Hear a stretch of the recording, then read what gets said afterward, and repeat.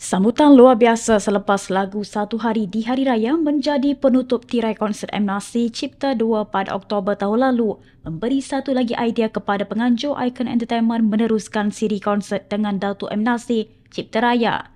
Namun kali ini suntikannya berbeza dan lebih istimewa apabila buat kali pertama dalam sejarah penonton bakal disajikan dengan alunan lagu raya oleh Maestro Music Datuk M. Nasir dalam konsert berbayar.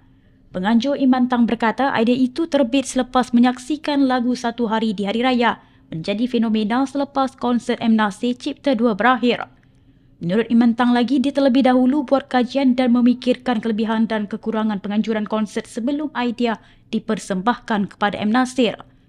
Konsert M. Nasir Cipta Raya bakal berlangsung di ZEP Kuala Lumpur pada 13 April depan. Kita sembang, Datuk. Saya ada 15 lagu, ciptaan lagu raya. 15. Mula kita nak buat kerja kan adalah 5, 6, tak sampai lah 15. Cuma okey, complete tu. Tapi ada lagu yang saya yakin Datuk ada lagu, favourite lagu raya dia. Sebagai seorang insan yang hidup 67 tahun di muka bumi dan 46 tahun dalam industri, dia ada lagu kegemaran favourite song raya dia daripada orang lain. Mungkin dia boleh bawakan. Why not? So kita yang kenal, yang minat M. Nasir, kita tahu M. Nasir pun ada favourite song. Basically present sesuatu untuk Datuk tu. Kita kena buat homework dengan presentation, fikir masa-masa pro and con setiap show. Bukan sekadar, oh kita buat konsert. Okay, konsert apa? Tak tahu lah, saya bayar nyanyi lah. Maknanya ada visi tu. Maksudnya macam cipta juga. Ni balik kepada cipta satu pun, sebenarnya namanya bukan cipta. Nama asalnya bukan cipta. Nama asalnya adalah peran. Sementara itu, M. Nasir berkata dia bakal menyanyikan kira-kira 20 lagu yang sesuai dengan tema konsert itu.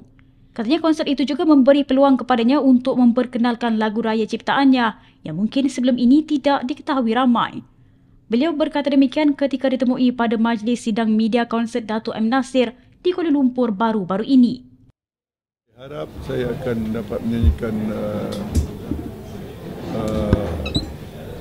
lebih kurang 20 lagu lah. 20 lagu. Sesuai pada hari raya. Dan kebanyakannya lagu raya yang saya cipta. Dan saya ada syorkan juga nak menyanyikan lagu yang bukan saya cipta. Seperti lagu-lagu Piramli, lagu Jais, ya, ada juga fikir nak buat.